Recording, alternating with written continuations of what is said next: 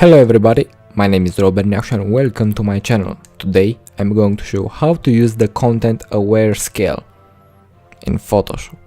Let's get started. Jump!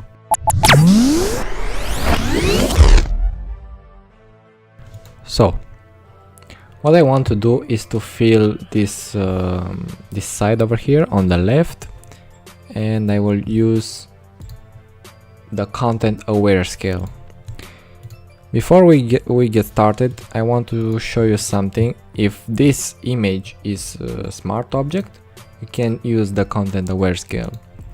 So that's why I will first rasterize the layer, and then I will go to Edit, ContentAware Scale, or the shortcut is ALT SHIFT CTRL and C, and I will drag it from here. As you can see, the Photoshop is doing a really good job on filling this background without stretching too much the subject. And that's how you use the ContentAware Scale.